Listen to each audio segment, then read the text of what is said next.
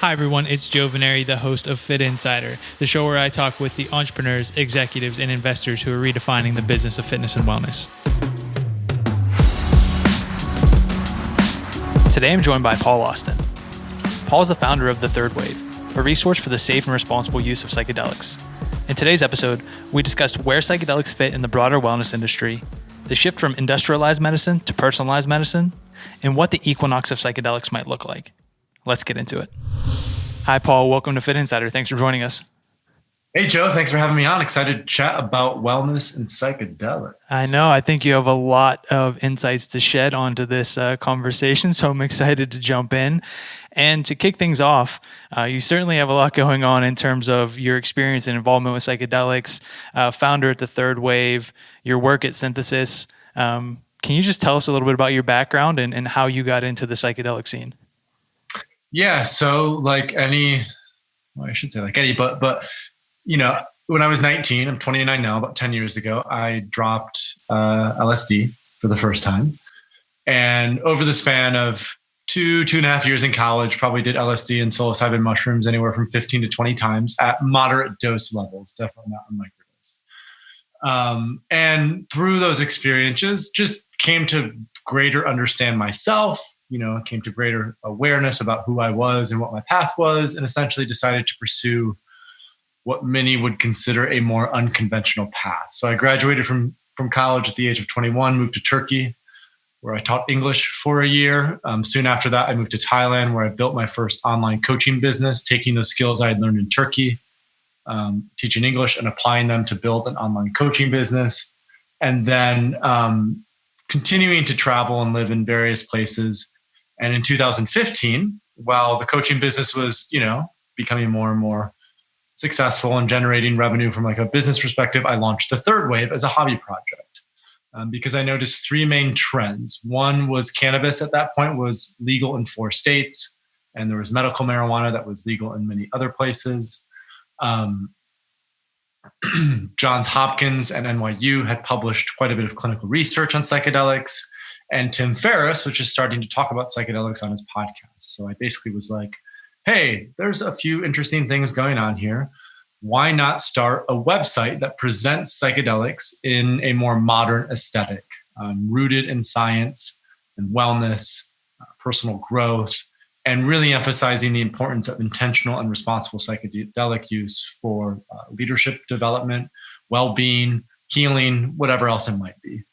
One thing led to another. The Third Wave continued to grow. And in 2018, along with my co-founder, Martijn, launched a legal psilocybin retreat center called Synthesis in the Netherlands. And, Synthesis continued to grow and develop. And then in 2019, I came back and focused full-time on The Third Wave. And that's where we are now I'm now the CEO of The Third Wave. We have a small team, and we're really focused on providing professional level education for those who want to use psychedelics for healing and transformation.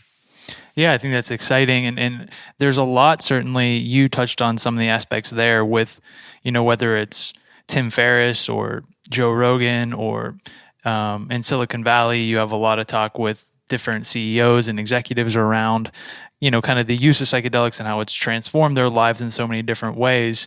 Do you have a sense for like what's actually happening? So how do we go from this place of, it was perceived as a recreational drug, maybe on the fringes, there's been some research and science into it, but then it started to tip into this, not only wellness sphere, but mental health and helping people, from creativity all the way to dealing with depression. How do we get to this place and what's kind of happening in the ecosystem? So this is sort of where even the name The Third Wave comes into play. The first wave of psychedelics was the indigenous use of these plant medicines for thousands and thousands of years. And typically I point to specifically the use of something called kykeon by Plato and Aristotle and the ancient Greeks in the Eleusinian mysteries. Most people don't realize that the bedrock of Western civilization and the philosophical framework that it's built on is rooted in the psychedelic experience. So that sort of was I would say the first introduction of psychedelics to Western culture and civilization. And then the second wave was the 50s and 60s. So essentially, there was a resurgence of interest because of the magic mushroom in Mexico. There was a front story cover on Life magazine, and that led to a lot of clinical research being done in the 50s and 60s on LSD specifically, but also psilocybin. And then, Timothy Leary happened, the counterculture happened, things got way out of control, and the government basically cracked down and said, no more of this. All psychedelics are totally illegal and prohibited. No clinical research, nothing. It's done, it's out. And so there was about a hiatus for about 40 years. And then in the mid 90s, early 2000s, Johns Hopkins started to do clinical research on psilocybin to occasion mystical type experiences. And over the last 15 years now, there have been dozens and dozens of papers published on the clinical use of psychedelics, and also now on how psychedelics can be used for creativity, for leadership, for productivity, for emotional regulation. There's lots coming out as well about the wellness element of psychedelics. And now, as this is all starting to, become more acceptable, as it seems, how does somebody even begin their journey at this point? Obviously, you've created the third wave to kind of help people get their footing if they're interested in pursuing this. But is there even a path today for somebody to, if it's not going out and they know somebody that maybe has access to, psychedelics, where do you even begin that journey? Well, education is always the first piece of it, because psychedelics, they're risky to some degree. So the potential upside and benefit is tremendous with psychedelics, but if they're not used with the appropriate set and setting, if there's not preparation done beforehand, if there's not proper care paid to the container in which they are taken, then they can also be quite risky. So I think the key is always education, learning about them. I think after that, once we start to learn about them, then it's like, how do you find other people who are also interested in psychedelics? So the second step is community. So there are a lot of local psychedelic societies. There are more and more just conversational groups and meetups and conferences and events and retreats, and just ways that like people can go meet other people who are interested in psychedelic substances. And then, after that, then it's just a matter of experience. So a lot of people are choosing to start at the microdose level, and just sort of start to build and develop an intuitive relationship with psychedelics through that framework. Some people are choosing to go to places like Peru or Costa Rica or Mexico to work with ayahuasca and plant medicine. Some people are choosing to go to the Netherlands, where we started synthesis, to legally work with psilocybin truffles. Other people are choosing to, use the gray market. So just like with CBD and cannabis, there was a significant gray market that developed. That's also happening with psychedelics, where you can basically order psychedelic analogs from Canada and start to utilize them at home. Things like 1P-LSD and 4-ACO-DMT. So, it's really just the options are endless at this point. It's just a matter of, being in the know a little bit, doing a little research. And that's why I started the Third Wave as a platform, was to make this process much easier, more accessible, so that more people could experience the benefits of psychedelics. For sure. And how do you think about, or do you draw a line between the recreational use and the medical research-backed use? I mean, obviously you mentioned the education that goes into that and the resources and community that you're working on creating. But just kind of for the layperson, where are the kind of bounds or lines between those two? Well, it's always about intention, right? So what's the intention? Now, psychedelics can be used for recreation. They can be used to recreate. They're fun. They're interesting. When I first was doing psychedelics, I would drop acid with like 5 friends, and we'd go hiking in the woods and, on the beach for like hours and hours. And it was the most profound, beautiful experience of my life. So, but I also wasn't coming at least at that point, from a healing perspective. I didn't have any sort of clinical issues that needed to be healed. There are lots of people that do. So, they can't just take a bunch of psychedelics and expect it's going to be all glory and fun. There's a lot of challenges that come into place when you're doing psychedelics, that if they're not done with the proper intention and set and setting, they can sometimes be more traumatic than useful. So is there a line between recreation and clinical use? Yes. Is that line more permeable than most people would have us believe? Yes. Is it important to pay attention to set and setting? I think that's just the most important thing. It's like, how are you doing this? Who are you doing this with? Where are you doing this? That's really the key indicator. Yeah, it's so interesting. You mentioned, seeing the trend of cannabis becoming legal and drawing some line between that and what potentially would happen with psychedelics. Now, as that has continued on and cannabis has become far more acceptable, there are a lot of people drawing the comparison even further. Do you see the psychedelics following the same kind of path in terms of legalization and mainstream and stores popping up in different cities that sell this, or is it necessary and almost more helpful for the psychedelics to follow this path of being clinical and taking into consideration a lot of things that you mentioned in terms of intention and setting and what have you? It'll be both, and it'll be both the clinical use of psychedelics, and you'll have, psychotherapy clinics where you can go in to get ketamine treatments, you can go get an MDMA treatment, you can go get a psilocybin treatment. That will all be used. Those will probably be at some point covered by insurance. They will also be much, much more expensive for most people. There will be trained clinical therapists there at those places that can hold space for you and help guide you through experiences. And initially, those will be where the more efficacious experiences occur with psychedelic substances. At the same time, there's a parallel track developing with the decriminalization movement, where, for example, in Oakland, where all plant medicines have been decriminalized, the local groups here are starting to develop a commercial framework called Grow, Gather, Gift, which essentially is a commercial regulatory framework so that no one can charge for the substance and plant itself. You can only charge for the service of sitting with people or holding space for people or guiding people. So my assumption is over the next 5 to 10 years, what we'll see is a big push into the clinical use of psychedelics, because there's going to be a lot of money in that. And you're already seeing a lot of the big cannabis players who are coming into the psychedelic space, who are looking at the clinical use of psychedelics. And as millions and millions of people start to become familiar with psychedelics through the clinical framework, eventually they'll transition into bringing those talents and bringing those experiences and stories into their local community, starting circles, and basically essentially, how it's going to start is like 70% clinical, 30% decrim, and where it's going to end in the I would say late 2020s to mid 2030s is 70% decrim, 30% clinical. I don't see this as something that will stay within the realms of typical institutions. Another major trend that we're seeing in parallel with the use of psychedelic medicine is personalized medicine. And so eventually we're going to have tools where anyone can just basically be in the comfort of their own home. They'll have all the tools that they need available to track and measure the efficacy of psychedelics in their own home. And they'll basically just get on an app or something, and they'll hire a coach or a therapist to come to their house and hold space for them. And we'll basically cut out a lot of the middleman, all these kind of new spots that are opening up. That's sort of how I see it rolling out in the future.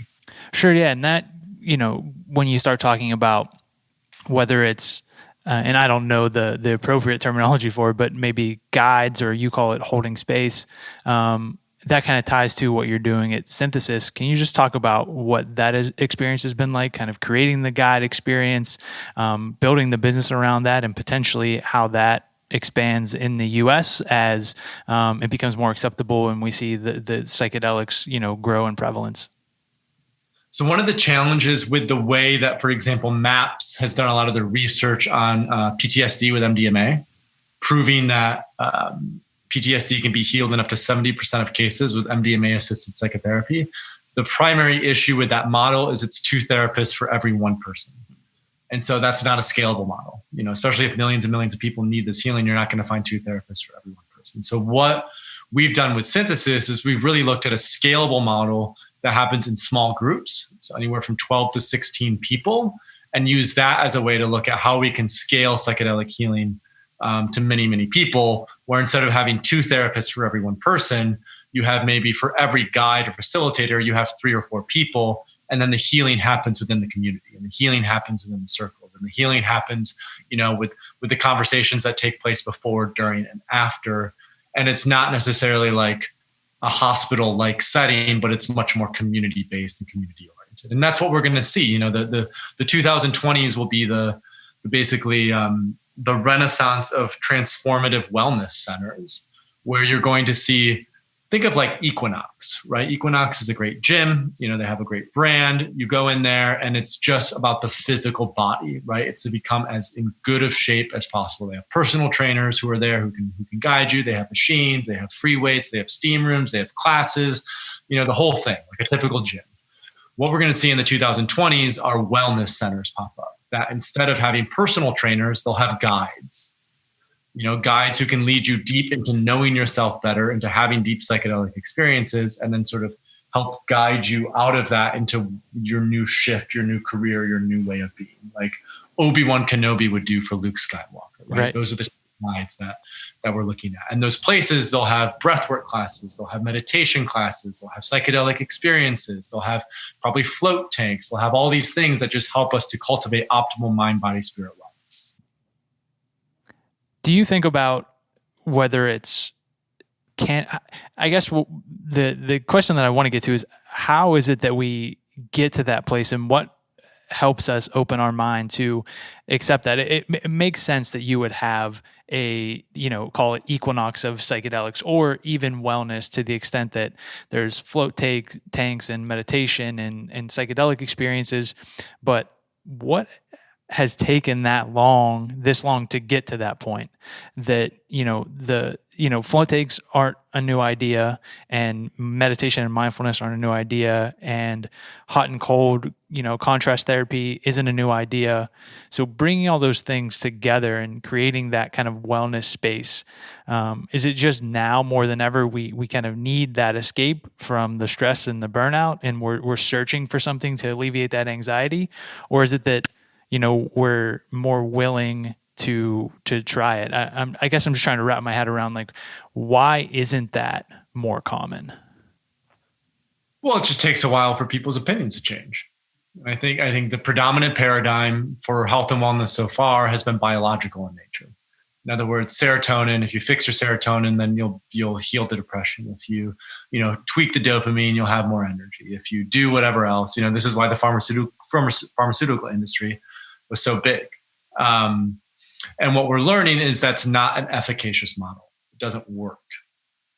So essentially what's becoming obvious is the truth of what works is treating the organism not as this mind or a biological neurochemical thing, but really treating an organism as an entire self. Mind, gut, spirit is a big part of that, feeling connected to something greater than ourselves, our gut health and gut inflammation. There's a lot that we're learning, particularly from like the biohacking movement. We're learning a lot from obviously psychedelic research. We're learning a lot from, various other modalities like acupuncture, how useful acupuncture can be. And in the past, all of these modalities were thought of as counterculture, or were thought of as fringe, or were thought of as too woo-woo. And now we're actually realizing, we have the tools to actually measure efficacy, and these ways of doing things are much more effective than traditional ways. So the way that we're moving as a culture and society is to utilizing them more and more. And so that's why we're seeing this big push now, where you're going to start to see these transformative wellness centers pop up. Yeah, it makes a ton of sense.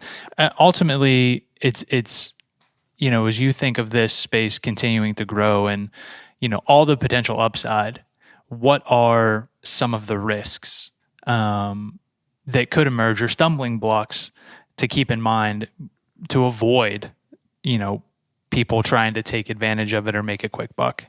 I like that. So one is, there will have to be some sort of regulatory or accountability body to help set standards for the clinical use of psychedelics. So I know, for example, there are a few guides who are working with the FDA right now to establish clinical level standards for how therapists need to be trained in working with psychedelics. I think that's one thing. The biggest thing is, again, this is why I've focused on education so much, as education. I think it's educating as many individuals as possible about, this is what responsible psychedelic use looks like. This is how you pick a good healer or therapist or guide. This is how you pick a good retreat center or clinic. And this is what you need to be aware of. This is what you need to be wary of. This is what you should avoid. This could be a bad experience, right? So I think education is the key component in this, because there will be, probably some bad players, or we've already seen this a little bit in the psychedelic space where you're starting to see, um, companies that are just in it for the money. And I think one thing that's great about particularly the psychedelic space in the States is two of the biggest organizations, MAPS and USONA, are both nonprofit.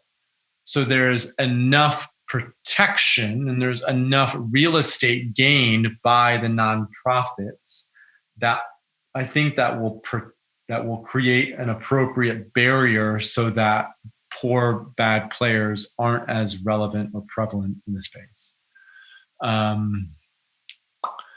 The other thing is microdosing. This is a part of the reason why I have, particularly from a public education perspective, focused so much on microdosing, because to be honest, once after people go through some of the deep healing processes with psychedelics and they need a therapist for that, once you're healed, so to say, you get back to baseline, it's really like, even when I do higher doses of psychedelics nowadays, I do them more by myself than with other people, because I now have such an intuitive relationship built with these substances that I really understand them. I understand how they're going to impact me. I understand probably what's going to come up, what might not come up, et cetera, et cetera. And one of the best ways that I've been able to do that is by developing an intuitive relationship with these substances. And how I've done that is, yes, through extensive high dose use, but also through microdosing. And I feel like that's why evangelizing about the utility of microdosing is so important, because to mitigate a lot of the potential downside and risks of these becoming more popular, it's important to help people recognize that starting at microdosing is perfectly acceptable and actually the best way to start working with psychedelics. The analogy that I use is when we learn to swim in a swimming pool. For most of us, if we had decent parenting, our parents didn't just dump us in the deep end and say, good luck, figure it out. Usually what they did is they put us in the shallow end with like an inner tube. We had, a few helpers on the side. We learned how to paddle. We learned how to become comfortable in the shallow end. And then as we became more comfortable in the shallow end, we went deeper and deeper and deeper until we were swimming in the deep end. So if the pool is our consciousness, then microdosing is the shallow end and high doses is the deep end. And I think that's another way to really ensure that this rolls out in a responsible way, is emphasizing the importance of microdosing. Right. And when you talk about microdosing, it sounds like potentially an on-ramp or certainly a learning curve. Is it a matter of, and this coming from someone who's never used psychedelics, is it microdosing as a kind of only or longer term experience, or is it microdosing as an on-ramp to a higher dose experience? Are they mutually exclusive? Is it part of the learning curve, or are they just totally different in terms of, the experiences and also getting to that place in terms of being ready and prepared for it? So another analogy would be a good placement for this. So think of like going to the dentist, right? Every 6 months you go to a dentist. You get a deep clean from the dentist. They clean out everything, And when you get home, they tell you, brush your teeth, floss, use mouthwash, keep up those maintenance modalities that are going to keep you clean. So the relationship between high doses and microdosing is similar. Every so often, do a high dose of a psychedelic that totally cleans you out, helps you to reset. And then on an ongoing basis, have a maintenance modality that keeps you present and connected. For some people, that will be microdosing. For others, that will be meditation. For others, that will be breath work or float tanks. It just depends on, where people are at. I think microdosing, again, for people who are new to psychedelics, it's best to start with microdosing just to get a sense for it. I think the best use case of microdosing, however, is as an integration protocol after a high dose experience to make it easier to continue to integrate the insights that are gleaned from a high dose experience back into everyday life. Yeah, that makes a ton of sense. And thinking about that as it relates to the, health and wellness more broadly, we kind of touched on it a little bit, but kind of zooming out, when you have mental health and mindfulness and sleep and recovery, these are all emerging as segments of the wellness industry. How do you think about psychedelics fitting into that overall wellness industry and movement? So I was having a really good conversation with a friend in LA, I don't know, like a week or two ago. And he was saying how, the last 20 years, all these big unicorns came out of the tech space. And the epicenter for tech was in San Francisco. And he was saying how all the next big unicorns, if you will, which won't be near as big as tech, but still the big companies, they'll be in the wellness industry. And that the epicenter for that will be in Los Angeles.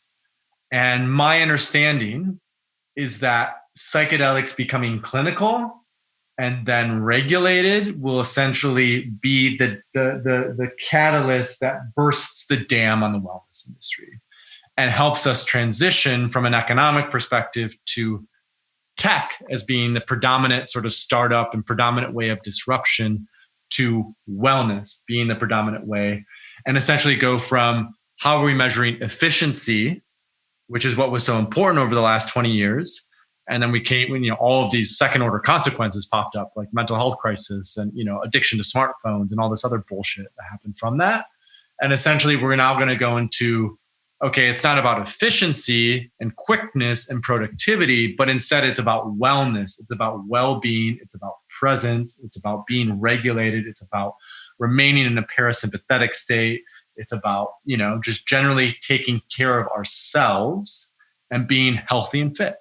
And that's sort of where the indicators are pointing towards, where we're headed as a culture and society is caring less about money and efficiency and much more about well-being and what I call existential wealth, which is just the wealth of being.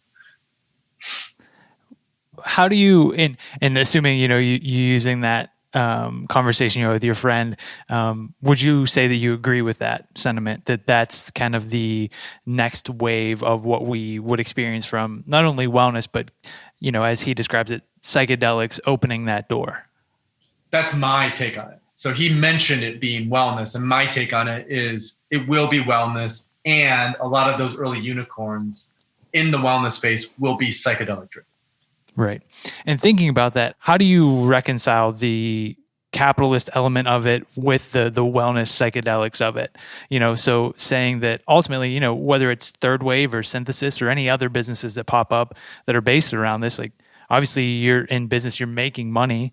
So how do you reconcile the, tech elements of it, the startup aspects of it, raising money, making money, with this being a freeing, mind-altering, improve your overall well-being movement? I think from a very pragmatic level, any company that's getting into wellness and including psychedelics or any other modality should automatically be a public benefit corporation. That's number one. So that just needs to be built into the business system from the get-go. That's number one. Number two is looking at like what someone like Elon Musk does, for example. So Elon Musk is worth a fortune, but essentially he keeps coming up with these brilliant ideas to build this new regenerative ecosystem that we're stepping into. So while he has a ton of wealth and money, he continues to reinvest it into the future of the planet. So I don't see any issue with wealth accumulation and capital accumulation. Again, I think the public benefit corporation model can help keep business owners and executives honest and making sure they're staying connected to community stakeholders, connected to the environment, connected to other needs. At the same time, there will always be the rich and there will always be the poor. And I think then it's the responsibility of the people who are leading these wellness companies to have the awareness of the importance of not acting as a bottleneck, where they're just sucking up and keeping all this energy, which is money, and instead realizing that they're just a conduit. And even though they might be really talented and brilliant and may have worked very, very hard, that this energy is not theirs to hold on to, but that this energy is theirs to then figure out, okay, how can I take that and then reinvest it to build new systems that are going to create this new listening society, this new world where people feel heard, they feel seen, they feel loved, they feel connected. And, when we talk about things like Headspace just being tech driven or Calm just being tech driven, I think the unfortunate downside to companies like that is they're only tech. And what we will need to see from a wellness perspective is, yes, technology will have to be part of wellness, but you can't build a wellness company without an in-person component. So that's where these new transformative wellness centers come into place. It's like, for example, what we're looking at building is both a tech platform, basically something that will help with the preparation, experience, and integration process for psychedelics. And, part of what I started was Synthesis, which is an in-person retreat center that's scaling community level centers so people can actually go somewhere to get this healing. So I think entrepreneurs need to keep both of those elements in mind when they're looking at building a wellness company in the psychedelic space. Absolutely. And that was actually, as you were talking, the kind of next question. What does that roadmap look like for you when you think about the third wave and Synthesis, and obviously your passion for and experience in this space, whether it's you specifically as an entrepreneur identifying these opportunities and what you plan to build, or just broader opportunities in general? What does that roadmap look like? How are you thinking about what you build next, and not only what that returns in terms of the business that you're building, but also the impact that you want to have? So I think there are these things called attractor points, right? So Steve Jobs, when he started Apple, he caught a wave. He understood where the trend was going, and that was the digitization of society. Society was going to become digital, and he recognized that.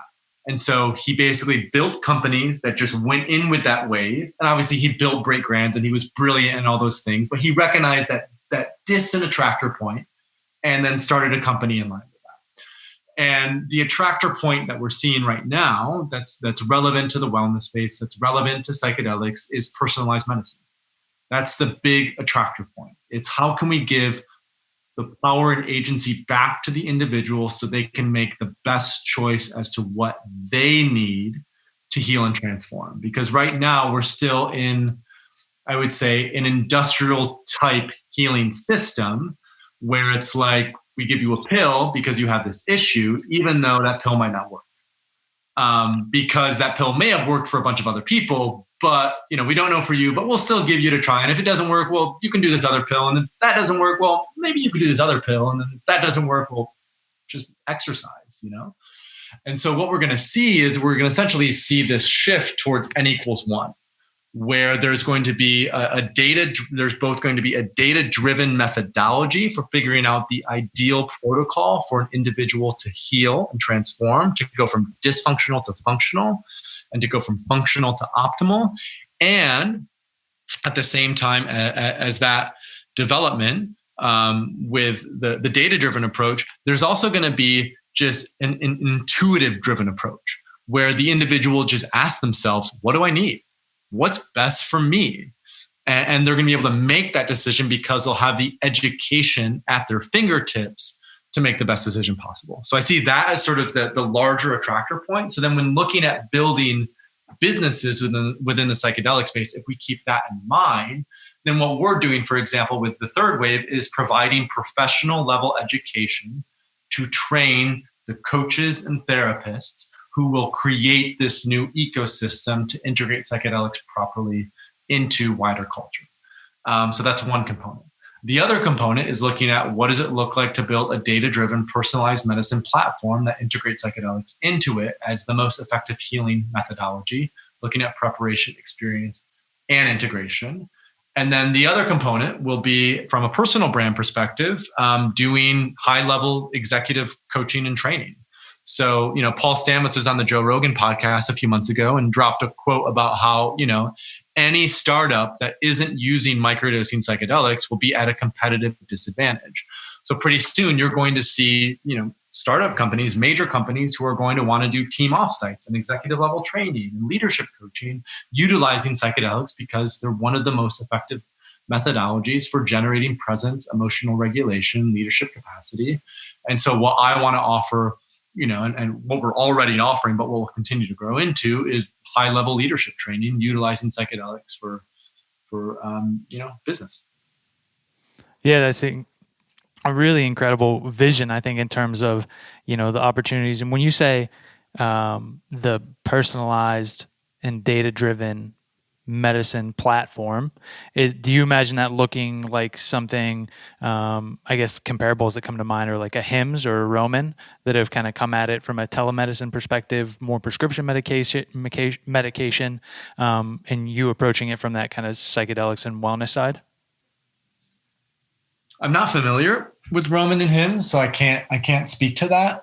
I mean, I know of the brands, but I don't have enough familiarity with what they're actually doing. It will probably be something similar to that. There could be a telemarketing component. I'm sure there will be a telemarketing or a telehealth. I shouldn't say telemarketing. Oh God, a telehealth component to it. But that's still, I would say, we're still in the early stages of figuring those things out. Yeah, and as we near the end here and think about wrapping up, thinking about all the benefits from the wellness perspective and the opportunities certainly on the business side, what are the common misconceptions that people should be aware of just when it comes to using psychedelics and whether it's somebody who's interested in using it or starting to experiment themselves? So the first misconception is that they're addictive substances, and that's important to acknowledge that they're not addictive at all. The second component to recognize is, there might be people who think they have long-term negative consequences as long as they're used with intention and responsibility in the right container. That's also not the case. And, the only real risk at this point is that they're illegal. And that, if people are looking to use psychedelics, that they should always make sure they're testing their substance, especially stuff like LSD and ketamine and MDMA, before they use it. I would say that's really the only risk the main risk to be aware of. So yeah, those are I think some of the misconceptions. That's great, yeah, and super helpful. And wrapping up, and we'll get you out of here on this.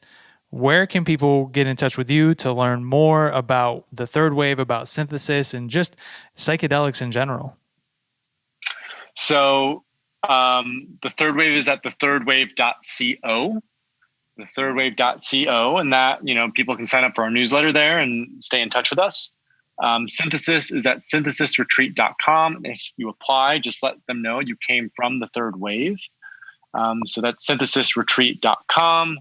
And then my personal website is paulaustin.co. And if people are interested in coaching or anything like that, they can get more details about what we offer from a personal coaching perspective there. And on social, I am Paul Austin 3W on both Instagram and Twitter.